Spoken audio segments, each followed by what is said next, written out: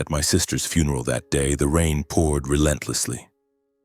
Black umbrellas crowded under a gray, overcast sky, the sound of earth clattering onto the coffin mixing with the choked sobs of a few relatives.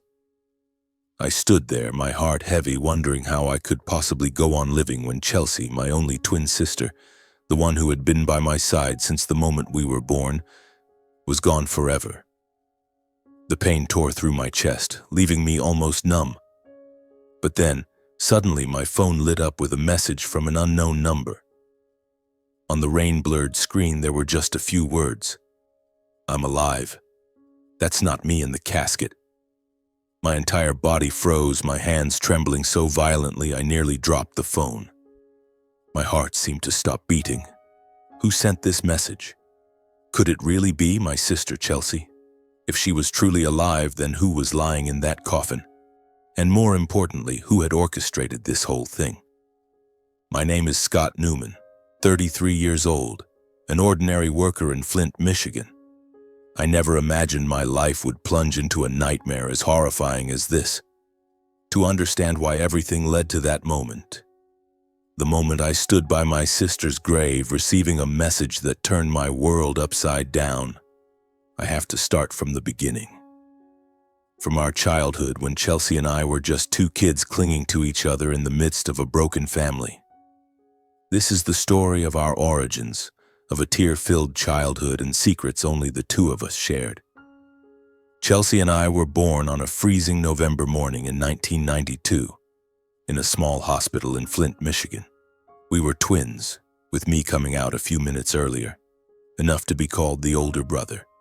Our family was lower middle class, poor really. Dad was a plumber and Mom worked as a cashier at a local supermarket.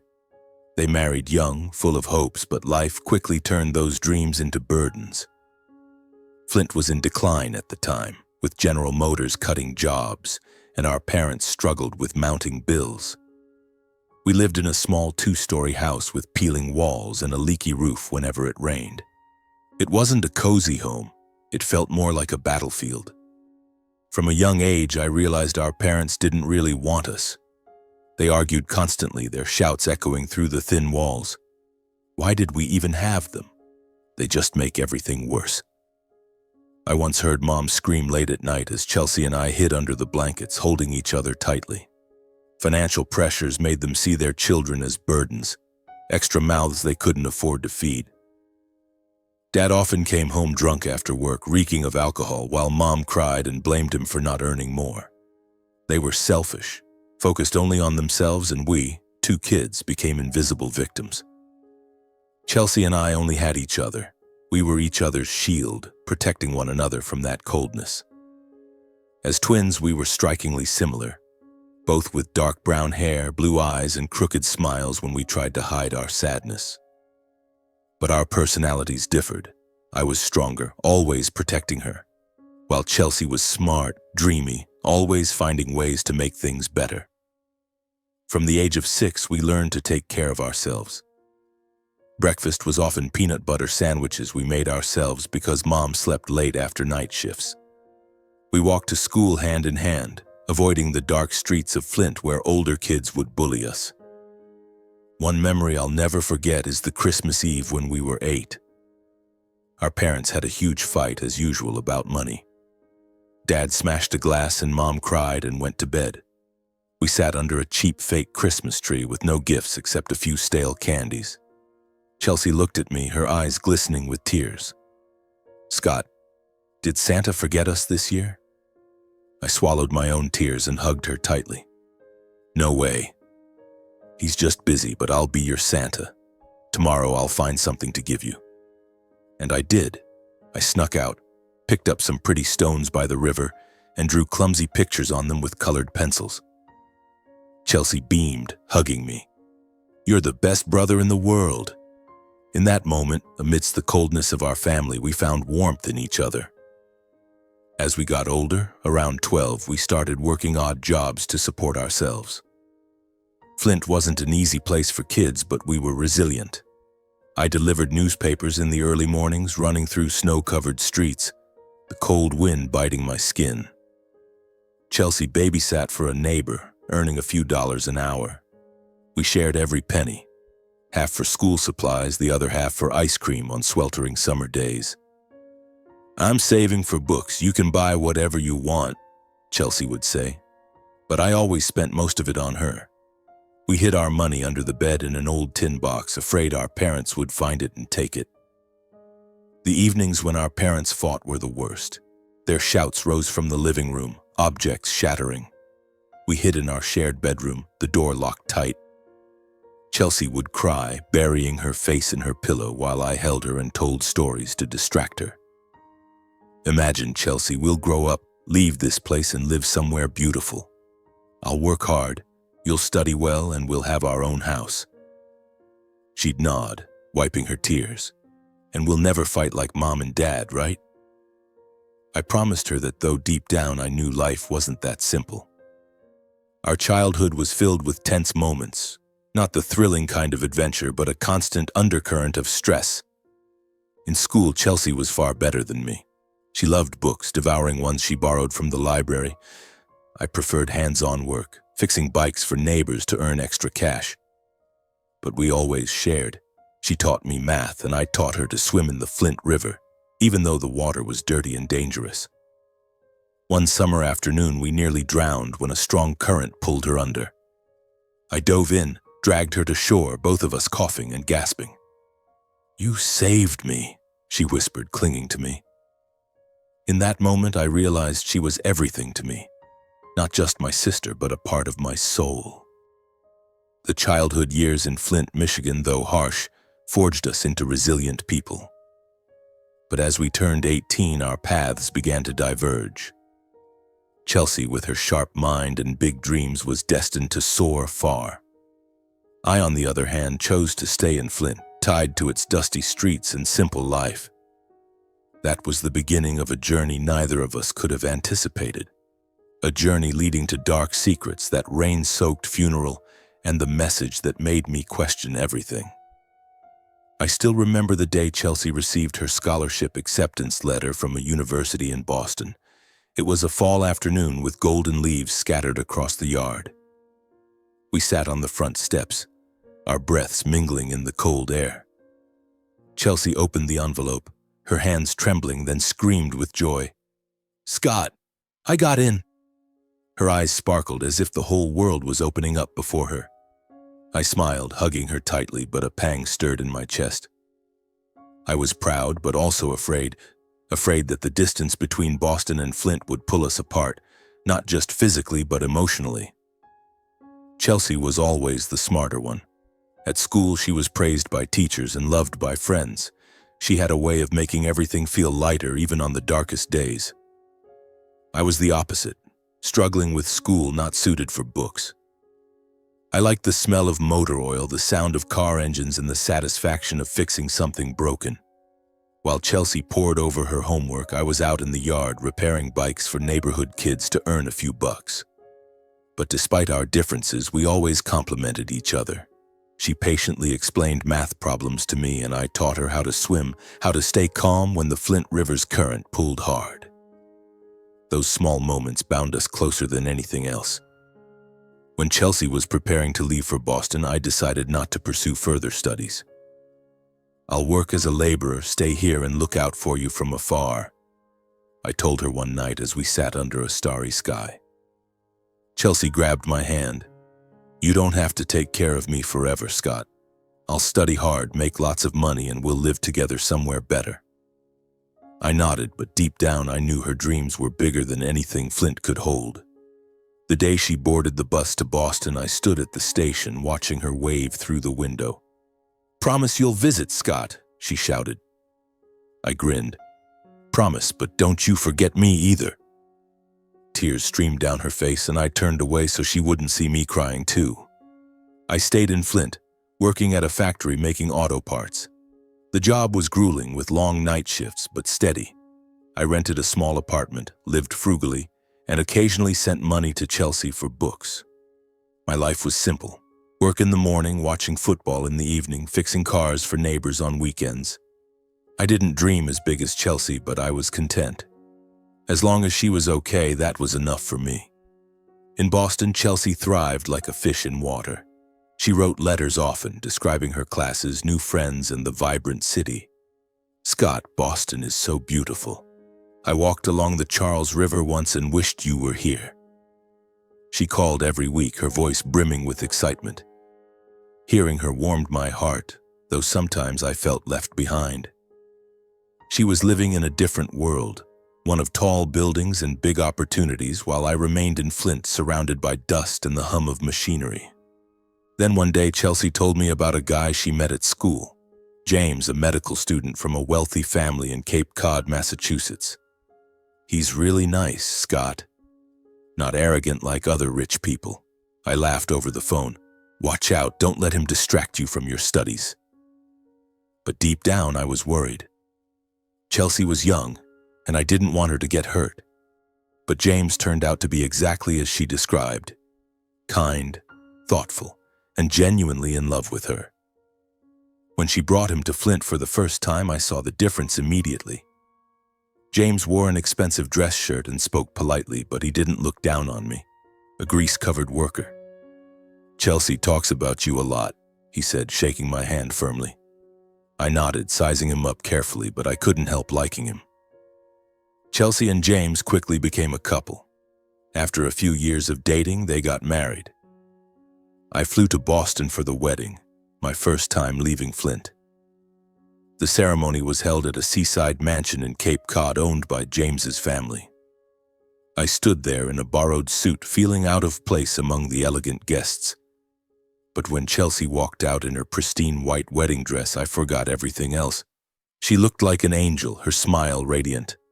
Scott, I'm so happy, she whispered, hugging me before the ceremony. I squeezed her hand. As long as you're happy, I'm happy. But deep down, I worried she was stepping into a world too different, one where I could no longer protect her. Chelsea's married life seemed like a dream. James became a doctor, and they lived in a stunning Cape Cod mansion with a garden overlooking the sea. Chelsea sent photos, her standing on a yacht, beaming beside James. You have to come visit. The ocean here is gorgeous. I'd laugh and promise to come, but work at the factory kept me tied down. I was proud of her, but the gap between us grew wider. She was now part of high society while I remained a worker in Flint. Then tragedy struck. 3 years after their wedding, James was diagnosed with a rare genetic disease. Chelsea called me, her voice trembling. Scott, James is really sick. The doctors say he won't make it. I immediately took time off work and flew to Cape Cod. At the hospital, I found Chelsea sitting by James's bedside, holding his hand, her eyes red from crying. James was frail but smiled when he saw me. Thanks for coming, Scott. Take care of Chelsea for me. I nodded, my throat tight.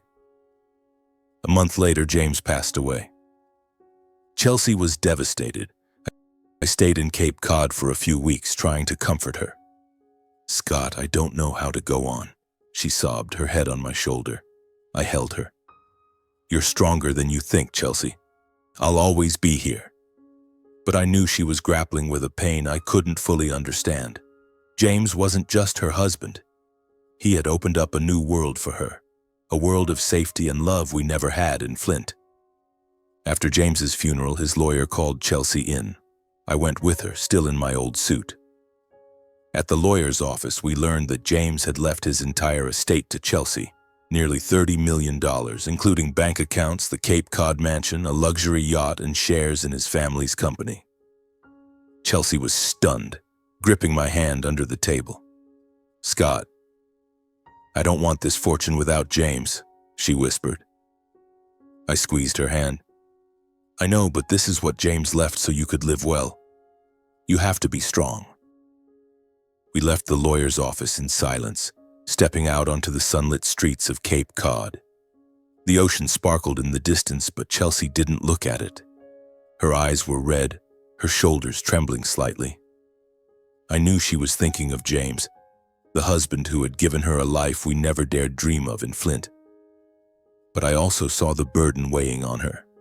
That immense fortune wasn't just wealth, it was a curse in disguise. It turned Chelsea into a financial time bomb. not only in the eyes of strangers but also within our own family. Back in Flint, I returned to my factory job, but my mind was always with Chelsea. She stayed in Cape Cod, living alone in the sprawling mansion once filled with her and James's laughter. I called her every day, trying to pull her out of her grief. "You okay, Chelsea? Need me to come over?" She'd manage a weak smile over the phone. "I'm fine. It's just, I feel empty." I wanted to fly to her immediately, but night shifts and piling bills kept me tethered. All I could do was warn her, "Be careful with that money. Don't let anyone take advantage of you." Chelsea nodded, but I sensed the naivety in her voice, the loyalty she still felt toward our parents despite their unworthiness. News of Chelsea's wealth quickly reached Flint. I wasn't surprised when our parents, who once saw us as burdens, suddenly changed their tune. One evening, Mom called, her voice unnervingly sweet. "Scott, how's Chelsea doing? We're so worried about her." I gripped the phone, struggling to stay calm. "Chelsea's fine, Mom. She needs time." But Mom didn't stop. "She's so rich now, she must want to help the family, right? You know we're struggling." I clenched my jaw, wanting to scream that they'd never cared about us, but I only said, "Chelsea will decide for herself." A few days later, Dad called Chelsea. She told me about it, her voice full of confusion. "Dad said he wants to fix up the house and asked if I could help with money." "Scott, what should I do?" I sighed. "Help them a little if you want, but don't let them push you too far. That's your money." But Chelsea, with her soft heart, sent them a large sum, more than enough to renovate the house and pay off their debts. I was proud of her kindness, but worried. Our parents weren't the type to stop. Their greed, I knew, was a bottomless pit.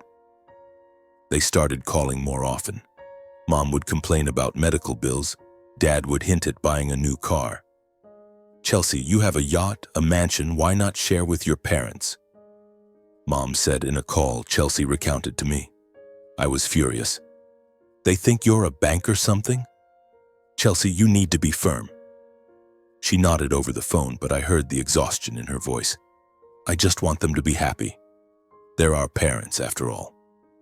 I wanted to yell that they didn't deserve it, but I knew Chelsea needed time to see the truth. I started noticing a change in how our parents treated me too. They invited me to dinner, a rarity over the years.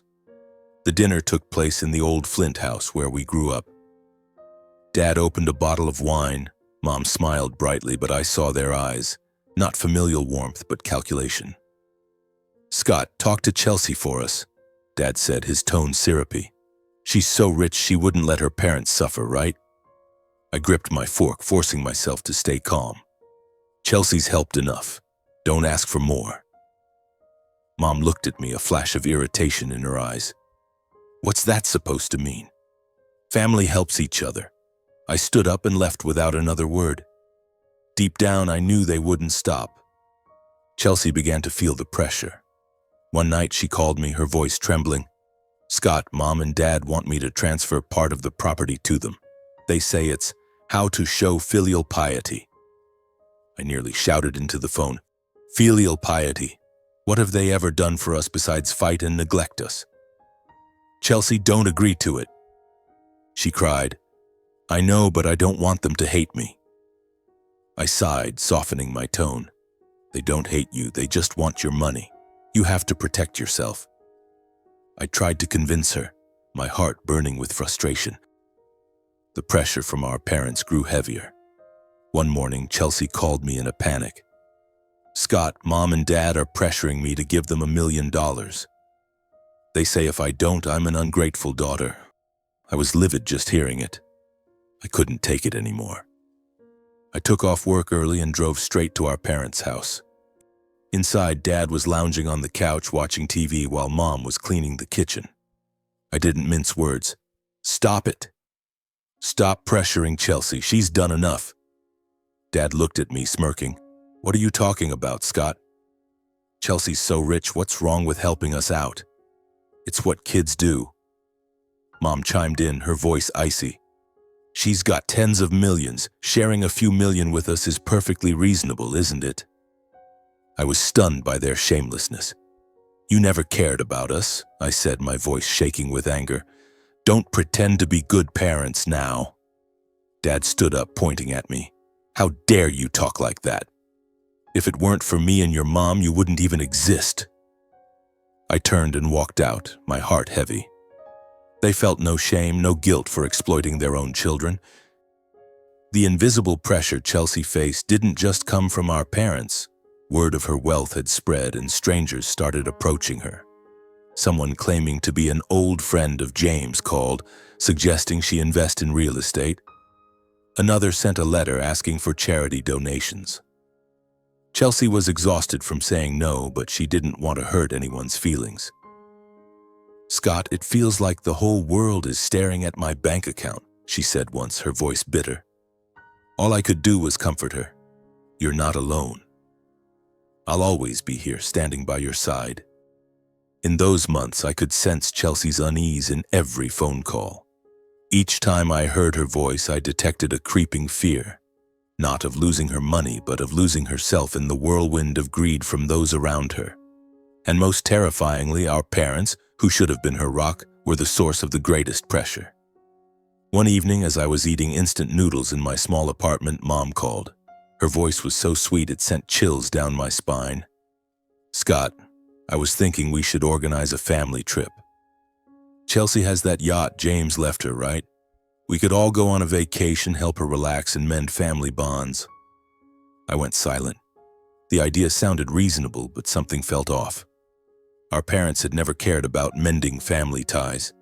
They only showed up when Chelsea was sitting on a mountain of money. I immediately called Chelsea and told her about the conversation.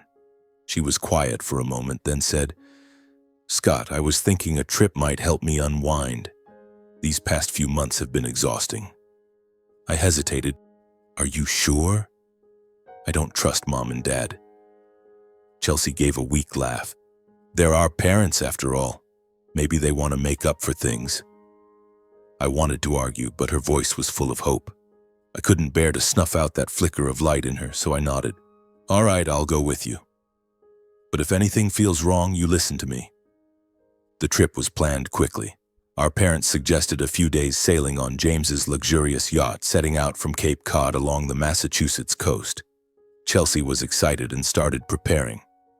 She sent me pictures of the yacht, a stunning masterpiece with polished wooden decks, lavish bedrooms, and a state-of-the-art control room. "Scott, you're gonna love it," she texted with a smiley face emoji. I smiled, but my unease lingered. Our parents were too enthusiastic, too eager. They called constantly, asking for details, even suggesting hiring a small crew to ensure safety. "We'll handle everything," Dad said, his voice brimming with confidence. I agreed, but my bad feeling grew stronger. Then, the night before the trip, Mom called me, her voice frantic. "Scott, your dad's really sick. We probably can't go." I was stunned. "Sick with what so suddenly? Does Chelsea know?" Mom sighed. "We've told her. But we insisted she go ahead with the trip. Don't cancel. She needs to rest after everything. We put so much effort into planning this. Don't let it go to waste." I bit my lip, feeling an invisible cord tightening around my chest. "Are you sure? It'd be more fun with the whole family." But Mom brushed it off. "It's fine, Scott. You go with Chelsea, take care of her. Your dad's sick, so we'll join next time." I hung up, my heart pounding.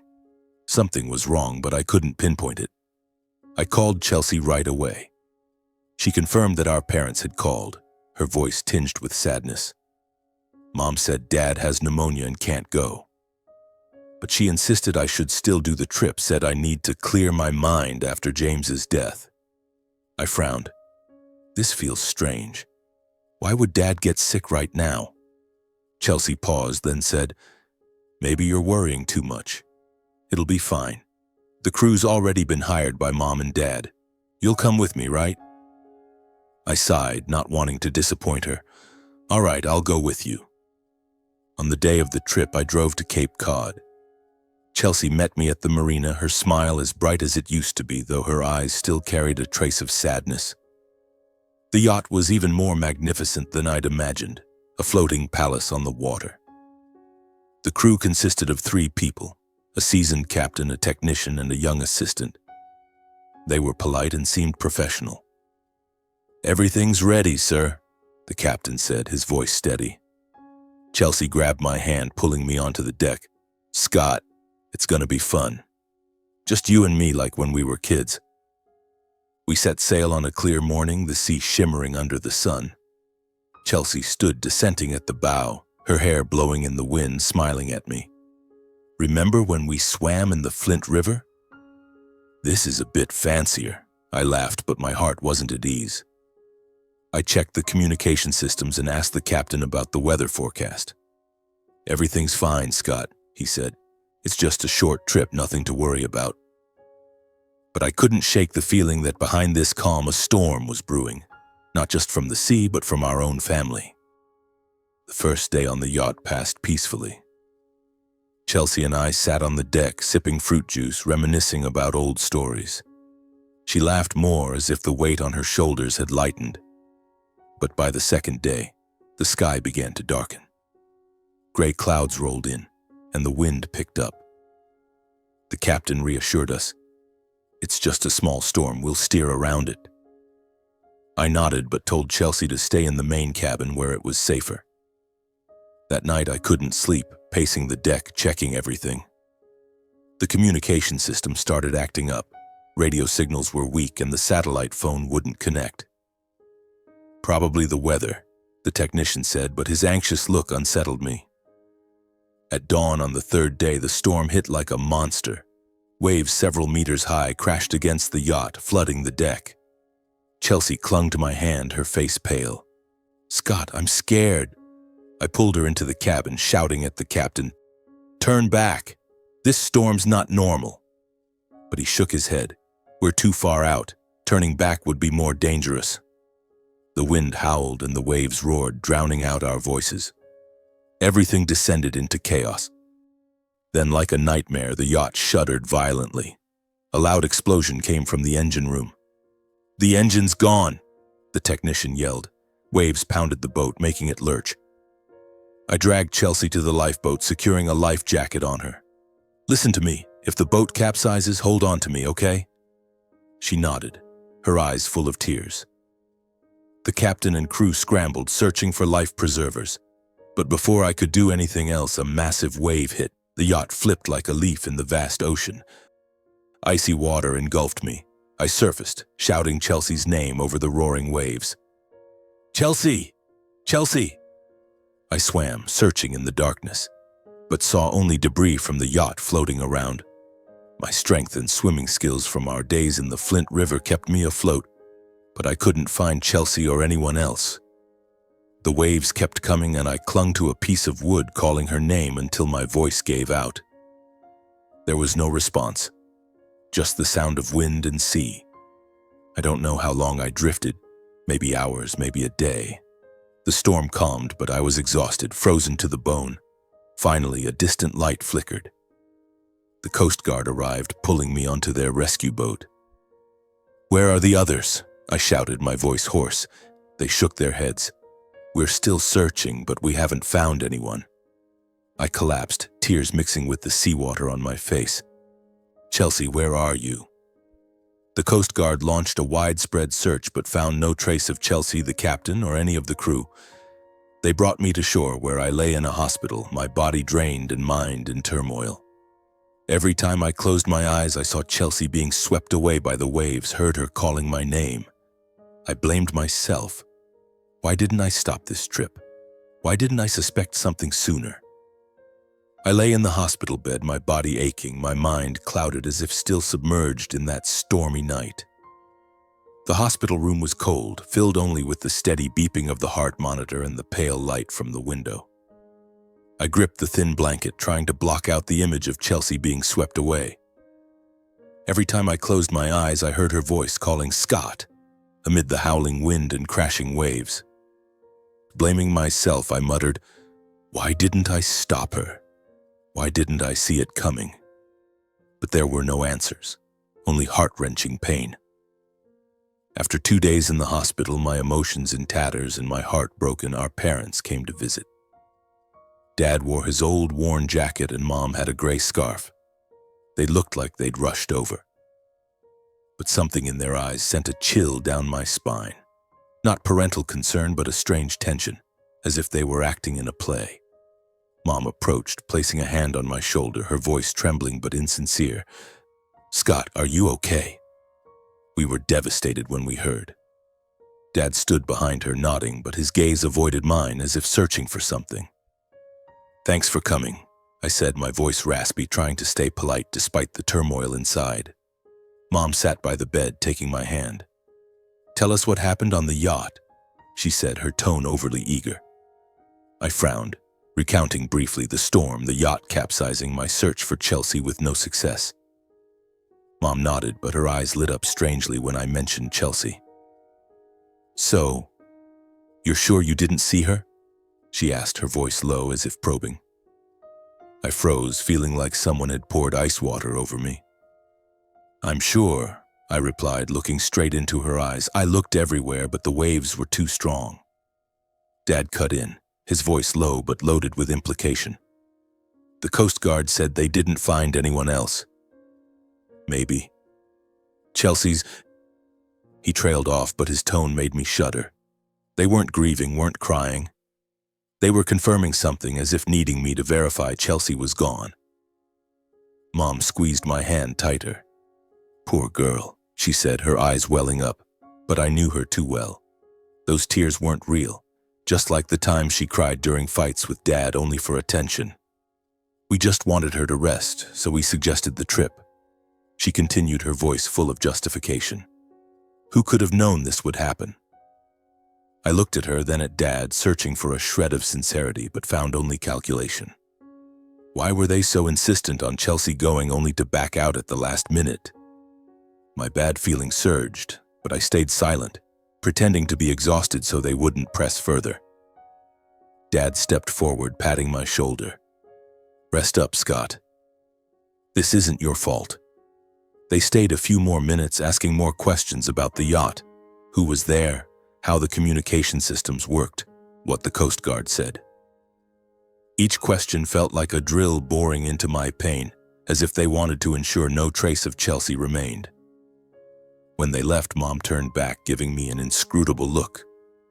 "If you hear anything about Chelsea, let us know right away, okay?" I nodded, but in my heart I knew I wouldn't tell them anything, not until I understood what was really going on. The days that followed were like living as a shadow. The hospital released me back to Flint, but I couldn't return to the factory. Every morning I woke up staring at the void where Chelsea's smile used to be, hearing her call Scott in my broken dreams. I blamed myself endlessly. Why didn't I stop that trip? Why didn't I suspect our parents sooner? The bad feeling from their visit clung to me like a monster lurking in the dark, but I had no proof, only pain and helplessness. 3 weeks after the accident, my phone buzzed. A Coast Guard officer called, his voice heavy with sorrow. "Mr. Newman, we found a body on the shore near where the yacht capsized. It's badly decomposed, not immediately identifiable. But we suspect it's Chelsea, as the time of death matches the accident." My heart seemed to stop. I wanted to scream that it couldn't be Chelsea, that she was alive somewhere, but the words caught in my throat. "Thank you," I whispered, then hung up. I sank to the floor, hands clutching my head, tears streaming down. Chelsea, my sister, the only one who truly understood me, might be gone forever. I called our parents, my voice breaking. "The Coast Guard found a body. They think it's Chelsea." Mom cried over the phone, but her sobs sounded hollow, like a poorly acted play. "Oh, poor girl," she said, but I felt no trace of genuine grief. Dad cut in. "You okay, Scott? Did the Coast Guard say anything else?" I clenched my jaw. "Not yet. They're still verifying." But Dad's cold, probing tone made me shudder. Days passed, and the autopsy couldn't definitively confirm if the body was Chelsea's due to severe decomposition. All they could conclude was that it was a woman, and the time of death aligned with the yacht accident. The body was sent to a morgue in Cape Cod for family identification. The day I walked into that cold room, my heart pounded, my hands slick with sweat. When the white sheet was pulled back, a chill ran down my spine. The face was distorted, barely recognizable. I stared, but a nagging doubt gnawed at me. Something wasn't right. It didn't feel like my sister. Yet I couldn't be sure. I requested a DNA test to confirm it was Chelsea, but they said it could take 1 to 2 months. Meanwhile, our parents were eager to rush the funeral arrangements. Everything was quickly set in motion. I chose a white coffin for Chelsea, like the color of the wedding dress she once wore. At the funeral home, I stood looking at photos of her on the altar. Chelsea beaming beside James, Chelsea hugging me by the Flint River with hopeful, sparkling eyes. Each photo was like a knife, reminding me I'd failed to protect her. I wanted to scream, to smash everything, but I just stood there, numb, letting the pain consume me. The funeral took place on a day of torrential rain. The sky was gray, black umbrellas crowding around the cemetery. The sound of dirt hitting the coffin mixed with the choked sobs of a few relatives. I stood near the coffin, hands clenched, my eyes blurred with rain and tears. A few of Chelsea's friends from Boston came, hugging me and offering condolences I barely heard. "Chelsea was wonderful," a girl said, her eyes red. I nodded, but my mind was stuck on the moment she was swept away by the waves. I'd searched for her, called her name until my voice gave out, but the ocean didn't answer. Our parents arrived late, dressed in black, their demeanor formal but cold. Mom approached, giving me a brief hug, then whispered, "She's at peace now, Scott." I looked at her, searching for genuine grief, but saw only dry eyes and an evasive glance. Dad stood beside her, patting my shoulder, but the gesture lacked warmth. They lingered near the coffin for a moment, then started talking to a stranger. I guessed a lawyer or banker. I caught snippets of words like estate, inheritance, procedures. My heart twisted. Chelsea had just been laid to rest, and they were already discussing money as if she were just a number in a bank account. I stepped forward, my voice trembling with anger. "What are you doing? This is Chelsea's funeral." Mom turned, her eyes flashing with irritation. "Scott, don't make a scene. We're just planning for the future." Dad chimed in, his tone calm. "She left behind a lot, Scott. It needs to be handled." I clenched my fists, wanting to scream that they were heartless, that Chelsea deserved more respect. But I held back, not wanting to turn her funeral into a fight. I turned away, standing in the rain, letting the cold water mask my tears. I couldn't stand their hypocrisy, the parents who never loved us now exploiting my sister's death.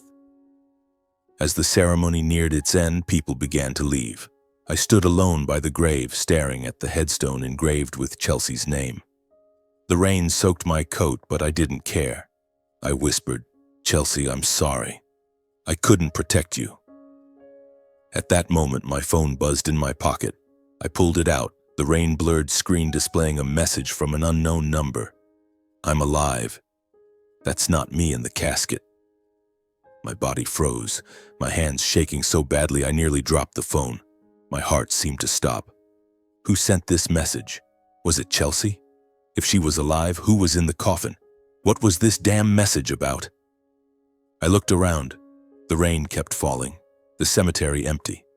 Our parents had left at some point, leaving only a few relatives standing far off under umbrellas. I shoved the phone back in my pocket, my heart pounding.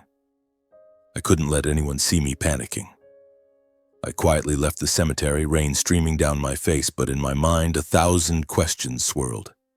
If Chelsea was alive, why hadn't she contacted me sooner? Where was she hiding? And most importantly, who was behind all this? The unease about the yacht trip, our parents' sudden withdrawal, now felt like a terrifying truth.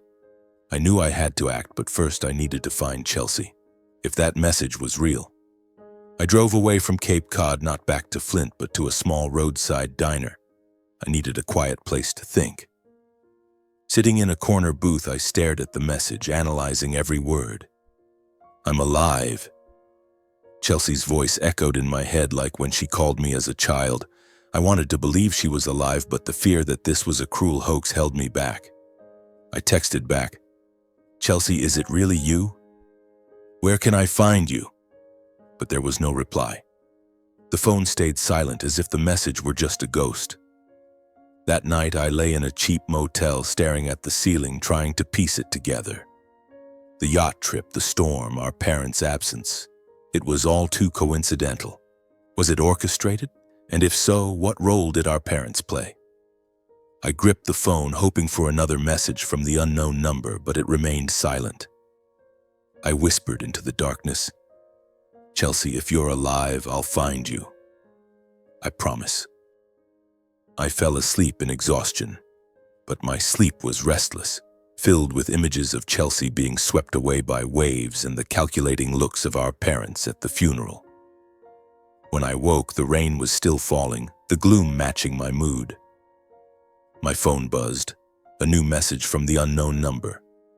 "Meet me at Truro Beach, the small wooden cabin by the lighthouse, 9 p.m. Don't tell anyone." My heart pounded. Was it Chelsea or a trap? I didn't know, but I couldn't ignore it.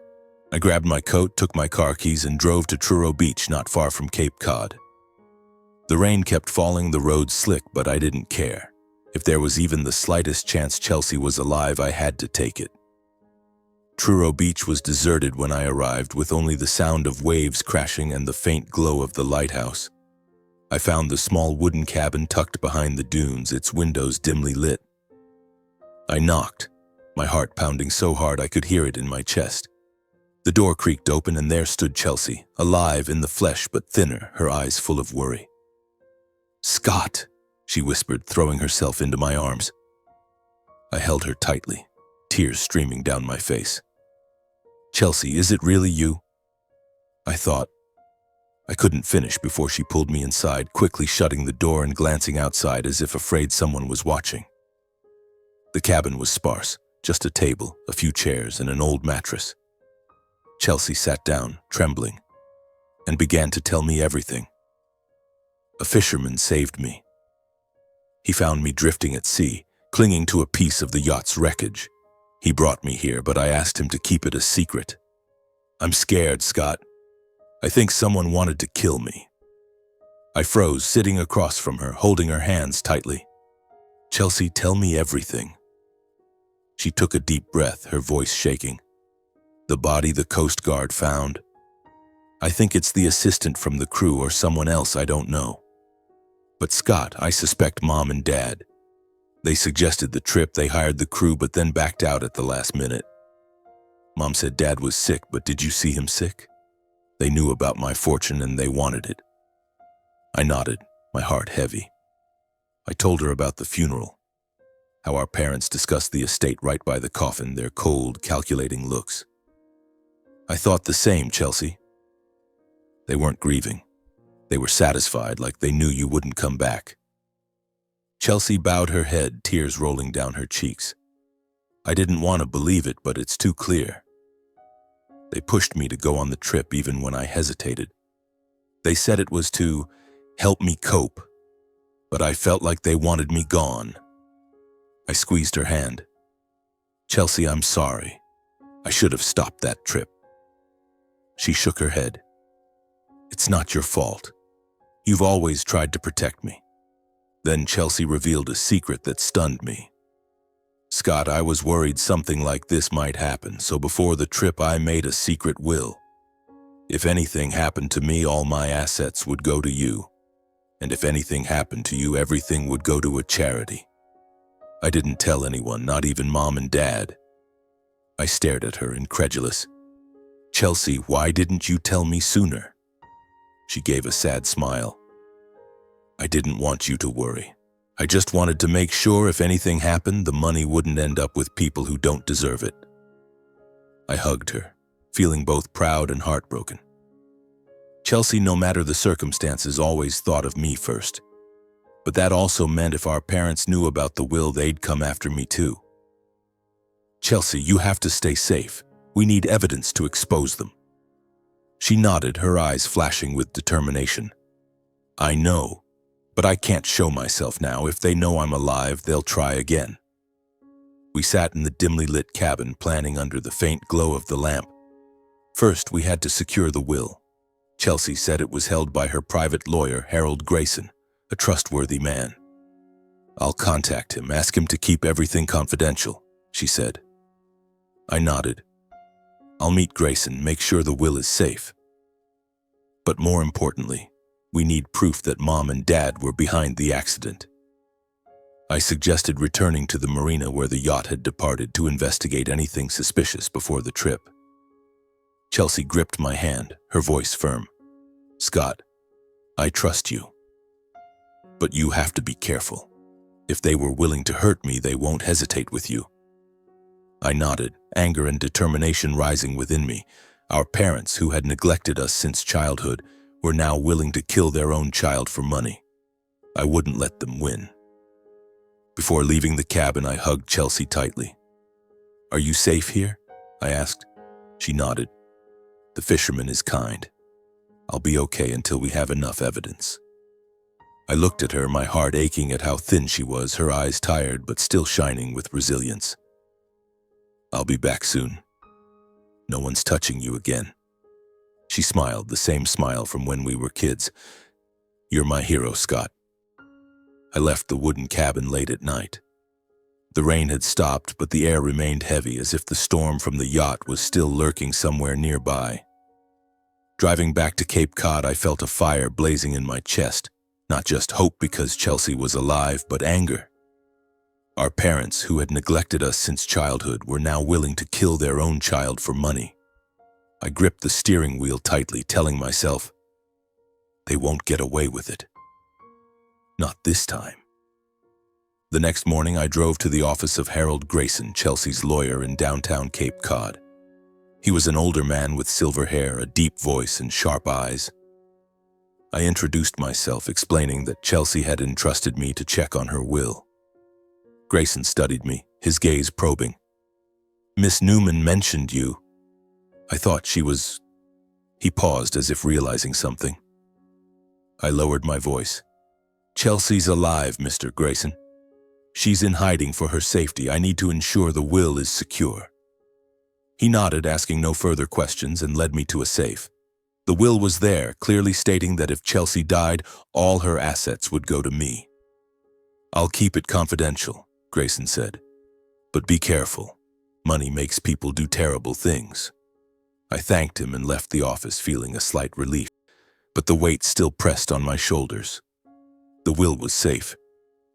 Now it was time to find evidence. I drove to the marina where the yacht had set sail.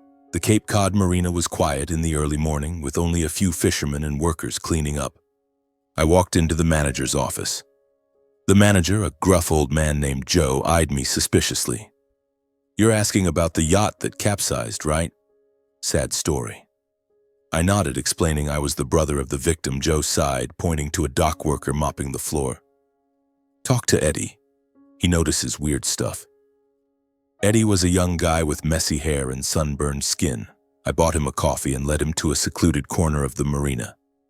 "Eddie, did you see anything strange before my sister's yacht left?" He shrugged, but his eyes flickered. "Not sure, but yeah, there was something." He lowered his voice, glancing around as if afraid of being overheard. "The night before the yacht sailed, I saw a strange guy sneak on board. Tall, black coat, baseball cap covering his face. He was in the engine room for a while, then slipped away." My heart raced. "Did you see his face?" Eddie shook his head. "Too dark, couldn't tell. But I swear he wasn't part of the crew. I told the captain, but he said it was nothing to worry about." I gripped my coffee cup, trying to stay calm. A stranger on the yacht right before it capsized. This wasn't a coincidence. I thanked Eddie, slipped him a few bucks, and left the marina. I had my first lead, but it wasn't enough. I needed to know who that man was and who was behind him. My gut told me our parents were involved, but I needed solid proof. I decided to return to Flint and keep an eye on them. If they had orchestrated the yacht's capsizing, they'd surely leave a trail. Back in Flint, I rented an old car to avoid being recognized and began tailing our parents from a distance. They still lived in the old house, but now they had a new car and fancier furniture, clearly bought with Chelsea's money. I parked at the end of the street watching through the windshield. The first day, nothing unusual. Dad went to work, Mom to the grocery store, but on the second day I saw them leave the house at night driving to a seedy bar on the outskirts of Flint. I followed, keeping my distance. Inside the bar, smoke hung thick and loud music blared. Our parents sat in a dimly lit corner facing a man in a black coat with a baseball cap pulled low. Just like Eddie's description. My heart pounded. I sat a few tables away, pretending to sip a beer, straining to listen. They spoke softly, but I caught fragments. It's done. No one suspects. Insurance money. My blood surged. They were talking about the yacht, about Chelsea, like it was a business deal. When the man left, I followed him. He drove an old pickup truck toward an abandoned industrial area. I kept my distance, my heart racing. When he stopped near a warehouse, I parked behind, stepped out, and called, "Hey!" He spun around, his eyes panicked. "Who are you?" He growled. I stepped closer, my voice cold. "I'm Chelsea Newman's brother. I know what you did on the yacht." He backed away, but I was faster, grabbing his collar and pinning him against the wall. "Talk. Who hired you to sabotage the yacht?" He trembled, trying to break free, but I held firm. All right, he shouted. "Your parents. They paid me 50 grand to mess with the communication system and the engine. They said it just needed to look like an accident. No one would suspect." It felt like a punch to the chest. "They wanted to kill Chelsea?" He nodded, eyes wide with fear. "I didn't know they wanted to kill anyone. I just followed orders." I clenched my fist, wanting to hit him, but held back. I needed him alive, needed his confession. I forced him to write down his confession and recorded it on my phone. "If you run, I'll find you," I threatened. He nodded frantically and fled. I stood in the dark, replaying the recording, my heart pounding. Our parents, the people who gave us life, were willing to kill Chelsea for money. But I needed more evidence to ensure they wouldn't escape justice. The next day, I dug deeper. I contacted an old friend who worked at an insurance company, asking him to check some records. He called back, his voice shocked. "Scott, your parents took out a huge insurance policy on Chelsea's yacht right before the trip. If it sank and she was gone, they'd get millions." I gritted my teeth as the pieces fell into place. They didn't just want Chelsea's fortune. They'd planned to ensure she never came back. I called Chelsea from a payphone to avoid being traced. "Chelsea, I have proof." The guy confessed Mom and Dad hired him to sabotage the yacht, and they took out insurance before the trip. She was silent for a moment, then said, her voice trembling, "Scott, I didn't want to believe it, but we have to stop them." I nodded, though she couldn't see me. We met and devised a meticulous plan. Chelsea would stay in hiding, safe until the last moment. We planned to reveal the truth at the estate settlement our parents had been eagerly awaiting, presenting the man's confession and the insurance policy. I also contacted Grayson again, asking him to prepare the paperwork to reveal Chelsea's will at the right moment. "We'll let them think they've won, then turn the tables," I said. Chelsea agreed to the plan. I returned to Flint, preparing for the final battle. Each night I reviewed the recording, read the insurance policy, and thought of Chelsea, my sister who survived the storm and our parents' plot. I gripped my phone, whispering, "Chelsea, I'll bring justice. I promise." The estate settlement hearing was held at a courthouse in Cape Cod, where Mr. Grayson had arranged everything. I had contacted him beforehand, sending copies of the recording and the yacht's insurance policy. "These are strong pieces of evidence, Scott," he said over the phone, his voice low but confident. On the day of the hearing, I drove to Cape Cod, my heart pounding. I wore my old suit, the one I'd worn to Chelsea's wedding, now worn at the shoulders, but still the most formal thing I owned. In my pocket, I carried a USB with the confession of the man from the marina and a copy of the yacht's insurance policy. Most importantly, I had arranged for Chelsea to appear at the perfect moment, the final move to flip our parents' game. The courtroom was small but packed. A few distant relatives, some bank employees, and curious onlookers drawn by news of Chelsea's vast fortune filled the seats. Our parents sat in the front row, dressed impeccably, their confidence chilling. Mom wore a black dress, her hair neatly pinned, surveying the room like a queen about to claim her throne. Dad sat beside her, his eyes cold and calculating, whispering something to her, likely about the money they expected to seize. They didn't know I'd seen everything. Their scheming looks at the funeral, the saboteur's confession, the insurance policy signed right before the trip. They thought they'd won, but today I would make them fall.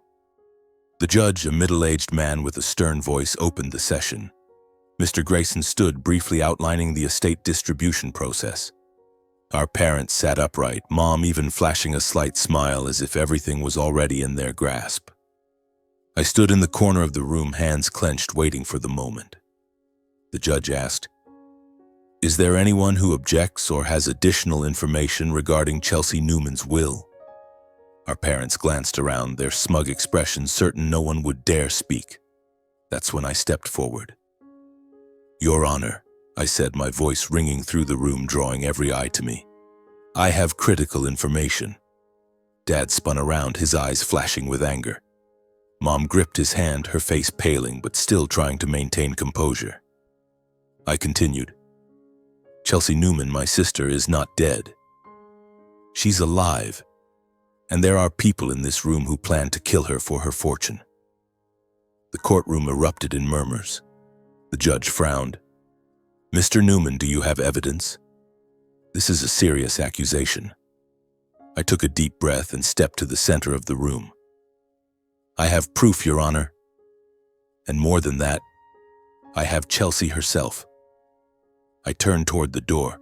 It swung open and Chelsea walked in, thin but resolute, her eyes blazing with determination. The room fell silent, as if time had stopped. Our parents leapt to their feet, faces ashen, mouths agape. "Chelsea!" Mom screamed, but her voice wasn't joyful, it was panicked. Dad clutched her hand, his eyes wild as if seeing a ghost. Chelsea stepped to my side, her demeanor confident. "Your Honor," she said, her voice trembling but clear, "I am Chelsea Newman.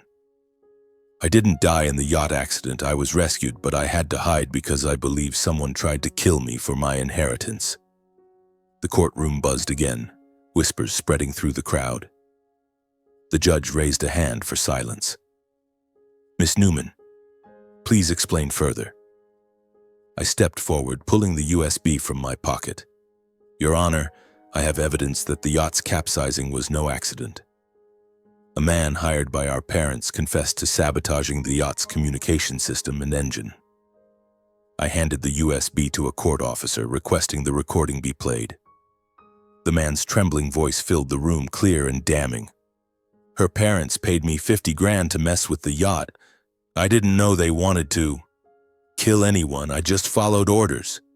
Mom screamed. "Lies. We didn't do anything." But her voice faltered, her panicked eyes betraying her. I continued. "They also took out an insurance policy on the yacht right before the trip with a payout of millions if it sank and Chelsea disappeared. Here's a copy of the policy." I handed the document to the judge, my eyes never leaving our parents. Dad stood, pointing at me. "You dare accuse your own parents? You ungrateful brat." But the judge banged his gavel, ordering him to sit. "Mr. Newman, you'll have a chance to explain later." Chelsea stepped forward, her voice steady. "I made a will, leaving all my assets to my brother, Scott Newman, if anything happened to me. Our parents didn't know this, and they tried to kill me to take my late husband's fortune." Mom burst into tears, but I knew it was an act. "Chelsea, how could you say that? We only wanted the best for you," she cried. But no one in the room believed her. Her crocodile tears were painfully obvious. The judge reviewed the documents and listened to the recording again. He looked at our parents, his voice stern. "These are extremely serious allegations. I will request a police investigation. Furthermore, since Miss Newman is alive, the estate remains in her possession." I grasped Chelsea's hand, feeling the weight on my shoulders lift. We had exposed our toxic parents in front of everyone, relatives, lawyers, and those who once thought our parents were grieving victims. Chelsea looked at me, her eyes glistening. "Thank you, Scott. I knew you'd do it." I squeezed her hand. "We did it, Chelsea, together." The weeks that followed unfolded quickly but were filled with pain. The police launched an official investigation into our parents. The recording of the saboteur's confession, the insurance policy, and Chelsea's testimony were undeniable evidence. They were charged with fraud, conspiracy to commit murder, and attempted theft of assets. During the preliminary hearing, I sat in the back row watching our parents stand before the judge. Dad kept his head down, silent, while Mom still tried to scream, blaming Chelsea and me. "They're framing us. They're ungrateful children." But no one believed them. The judge declared they had forfeited all rights to Chelsea's estate, and the case would proceed to a criminal trial. I didn't feel victorious, only a deep sadness. They were our parents, but they had severed the last thread connecting us. Chelsea decided to cut ties with them completely. One evening, as we sat in her Cape Cod mansion, she gazed out at the sea, her voice low. "Scott, I never want to see them again. They were never our real family." I nodded, understanding her feelings. "You don't need them, Chelsea. You have me." She turned to me, her eyes glistening with tears. "You're my only family ever since we were kids." I hugged her, feeling like we were back in those nights in Flint, hiding in our room, sharing an apple in our dreams. Chelsea chose not to keep the mansion. She sold it, using the proceeds to establish a charitable foundation in James's name to support poor children in Flint, where we grew up. "I want to do something good," she said, "like what James did for me." I was proud of her, but also heartbroken. Chelsea, despite enduring so much loss, still held onto her compassionate heart. We also reached out to the families of the captain and crew members who were presumed to have perished in the yacht accident. Chelsea met with them, expressing her condolences and providing substantial financial support to help them through their hardships. They were victims, just like me. "On behalf of our parents, I'm sorry," she said, her eyes red. I held her hand, feeling the strength in her vulnerability. Chelsea wasn't just my sister. She was the strongest woman I knew. Our story didn't end with a triumphant victory, but with a fragile peace. Our parents, driven by greed and selfishness, lost everything, not just the fortune, but the children they never cherished. Chelsea and I, though scarred forever, found each other again, as we always had since childhood. I looked out at the sea, thinking of James, the people we'd lost, and Chelsea, my soul, the one I'd protect until my last breath. "We'll live well, Chelsea," I whispered, "together."